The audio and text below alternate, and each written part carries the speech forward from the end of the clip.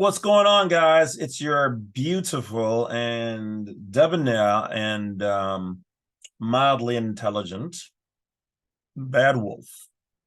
Oh, I guess maybe slightly over averagely beautiful.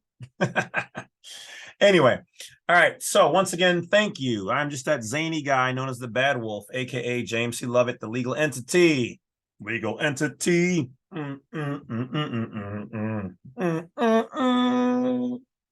Public transit.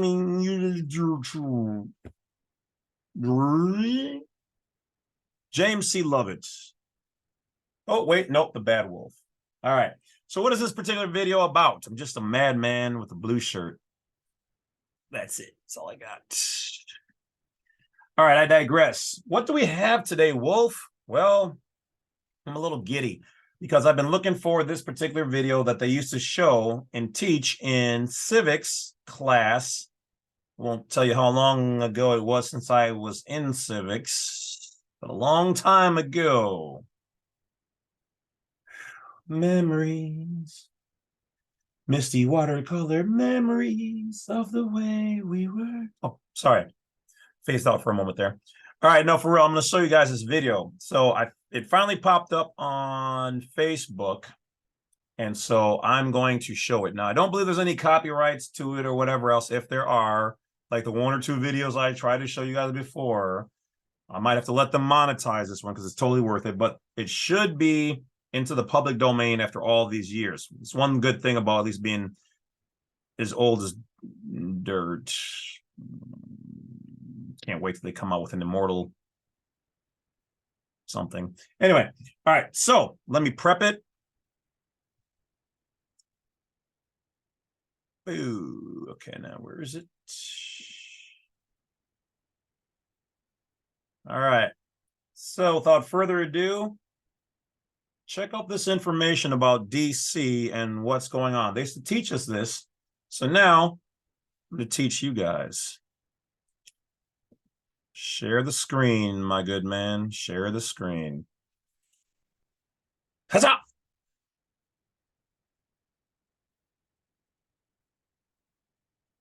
Any time now. Roll the clip. Like the city-state of London and the Vatican. Okay, let's see here. Let's get all the way back to the beginning. All right, here we go. Sorry about the quality. Like the city-state of London and the Vatican, a third city-state was officially created in 1982. That city-state is called the District of Columbia and is located on 10 square miles of land in the heart of Washington. The District of Columbia flies its own flag and has its own independent constitution. Did you hear that?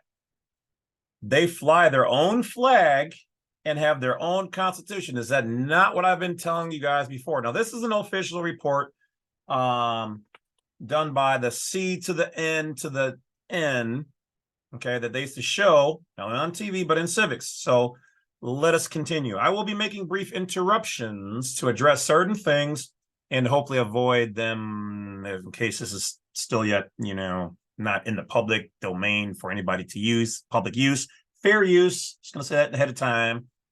Roll it. Although geographically separate, the city-states of London, the Vatican, and the District of Columbia are one interlocked. Okay, so here, they've got a book called The Empire of the City. All right, I'm actually going to go on Amazon right now.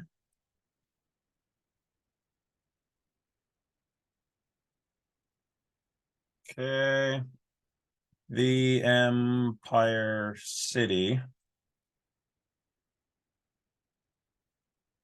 Okay, and I'm going to check that bad boy out later on. Okay, now let's get back to the video. Go. Empire called Empire of the City. The flag of Washington's District of Columbia has 3 red stars, one for each city-state. Told you. Boom, boom, boom, boom. Oh my. Take that, take that, take that. I fooled everybody. They're all like, no, you're wrong, Wolf. Come on, man. Please. You guys are throwing pebbles while I'm launching planets. Let's go. Let's go, video. In the three-city empire. This corporate empire of three... Corporate empire. It's right there. Yeah. Okay, let's go. Sorry. Got a little excited. Let's go.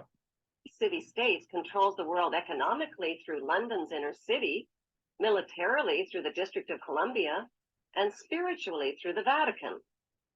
The Constitution for the District of Columbia operates under a tyrannical Roman law. Roman law. Maritime, water, jurisdiction. Known as Lex Fori, which bears no resemblance to the U.S. Constitution. Woo! What is that? So everything that incorporates through Washington, D.C. is foreign and has no resemblance to the Constitution for the United States of America. Man, come on. Let's go. When Congress passed the Act of 1871, it created a separate corporate government for the 1871 is when they created a separate corporate government, my people, my people. And the truth shall set you free. Woo! Wah, wah, wah. Let's go, video. District of Columbia. This treasonous act allowed the district... They said treasonous act. Wow. Now, I'm not going that far to say that. It's just business, okay? It's just business, and they got the right to do it from their lot of land. Now, if you use the zip code and whatever else, then you are removing yourself from the private sector to the public internationally, and you're doing business. There's nothing wrong with that, as long as you know what it is and you elect to do such. District of Columbia to operate as a corporation outside the original Constitution of the United States and outside of the best interests of American citizens.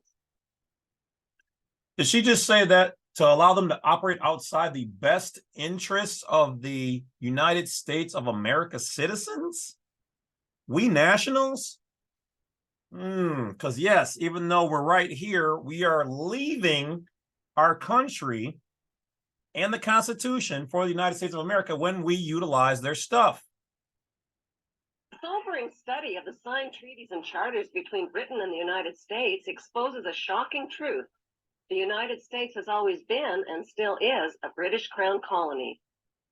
Says the United States, meaning the corporation, and the colonies, which is why you've got places like Pennsylvania, which is a commonwealth, Louisiana, which operates under their own, what was it, Napoleonic law.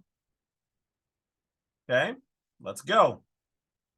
King James I was famous not for just changing the Bible into the King James Version, but for signing the first Charter of Virginia in 1606. That charter granted America's British forefathers a license to settle and colonize America.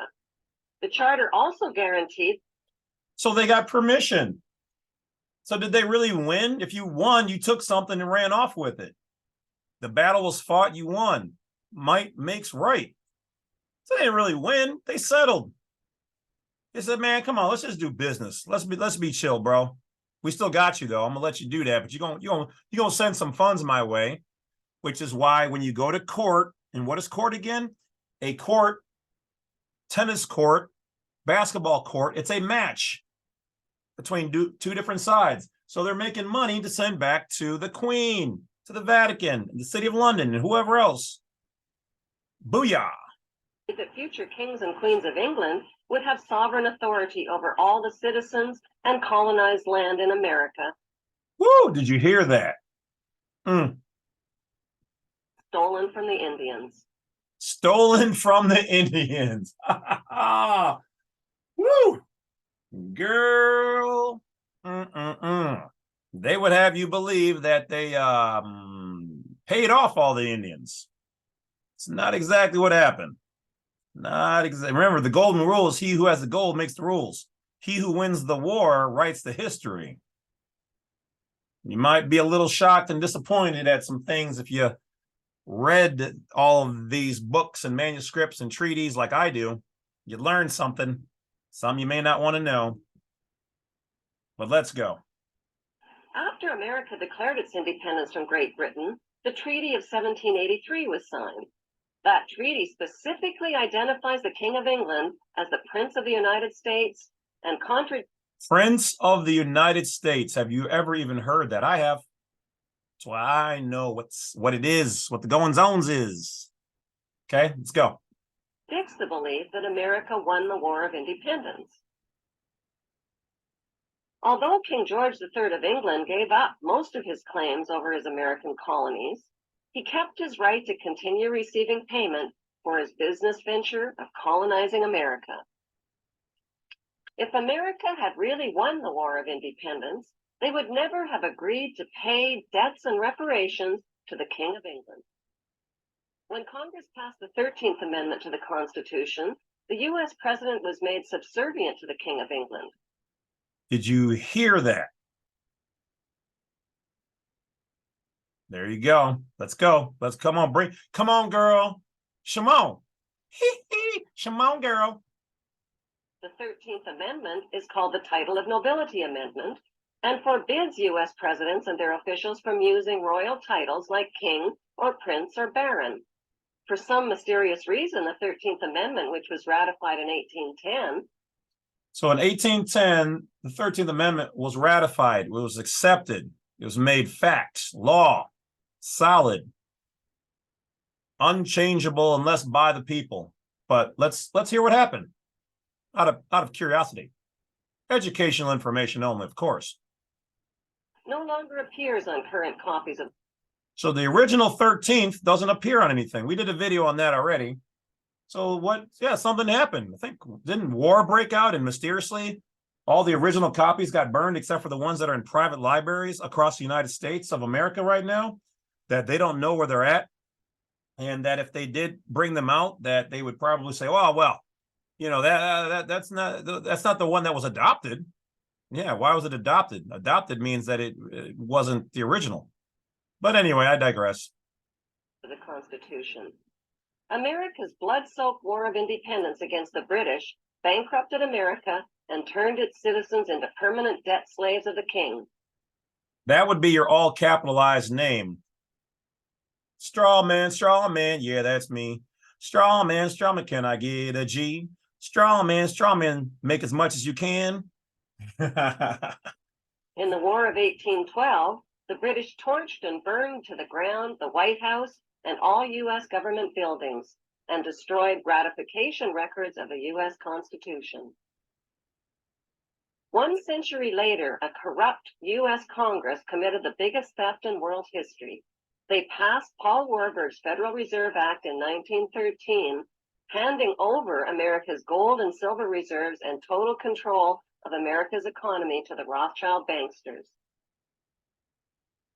Now, this is on her saying this. I can't validate this necessarily, this part of it. Okay, so this part is, you have to do your own research. So I've got no problems with anybody out there. Can't say that this is true or not true. We know we've always heard the last names of all these people before. So this is not an attack on them at all. This is the educational view from, the people I mentioned before. So we're going to continue. Okay. I don't like to put nothing on nobody unless I can prove it. This part I can't prove, but we do know that they've had their hands in things. Most Americans still believe that the Fed or Federal Reserve is the government. It is not. The Fed is a privately owned banking system. This part is true. Class A shareholders are the Rothschilds, Warburgs, Kuhn and Loeb, J.P. Morgan, Rockefeller, Israel C. Now, and the do those people have money in there? Probably. This private banking cartel is the Fed and is never audited and never pays taxes. They print and design America's money, which displays their symbols of an Egyptian pyramid, a Masonic all-seeing eye, and the words "In God We Trust." Who exactly is the God they trust? Well, that's a very good question in all actuality. Also in Latin there's Novus Ordo Seclorum, which is Latin for a new world order or change of the ages. Yes, I speak some Latin. They also collect American taxpayers' money through the IRS.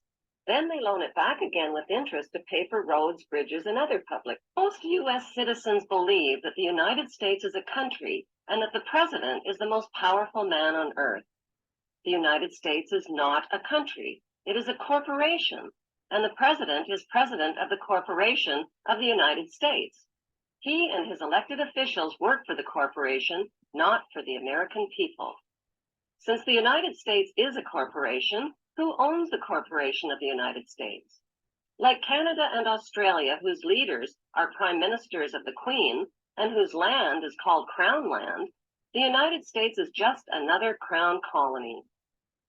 So what she's really saying here is that though we the people own the land, okay, and if you really want to go all the way back, technically the Native Americans still own all the land. I mean, it was stolen from them and they were beguiled to give it away or forced through means. But from there, we the people own the land, but they own the United States on paper, which is the overlay. So if we own the bed, they own the blanket. Follow me? All right, let's go. Crown colonies are controlled by the empire of 3 city-states. At the center of each city-state is a towering, phallic-shaped stone monument called Phallic. Phallus, meaning penis-shaped looking. Egyptian needle. Obelisk. an obelisk that points skyward. In D.C. city-state, the obelisk, known as the Washington Monument, was dedicated to Freemason George Washington by the Freemason Grand Lodge of the District of Columbia. This is true. The secretive Brotherhood of Freemasons laid the Washington obelisk's cornerstone in 1848. Also and true. Contributed 22 Masonic memorial stones. 250 Masonic lodges financed the Washington Monument obelisk, including the Knights Templar Masonic Order. At the heart of London city-state is a 187-ton, 69-foot-tall Egyptian obelisk called Cleopatra's That was stolen, by the way, but we'll continue. Needle. It was transported from Egypt and erected on the banks of the River Thames. In Vatican City, another Egyptian obelisk towers high above St. Peter's Square. I believe that one was stolen too by the Romans. Or acquired, we'll just say. I think they like that word better. All right, that is it. That is it. Did you get some of that jazz right there, guys?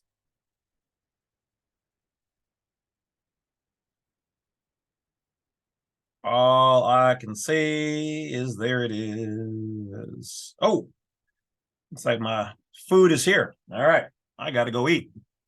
So that's it, guys. Don't forget to hit that bell, like, subscribe. I will talk to you guys later. Thank you for watching the video. If you do like it, make sure you subscribe because we're almost at 50,000. Let's get over that hump. And let's keep it moving. And once again, if you guys want more educational facts and truths and things in the private, that's education and informational purposes only. I'm your favorite non-belligerent, treaty with the United States. The Badwolf will bring it to you. Talk to you guys later. Thanks for watching. And what else? I guess to David Strait and those people over at Sovereign Living, thank you guys for throwing out a mentioning of me. You guys take care. Have a great one. Everybody take care of yourselves.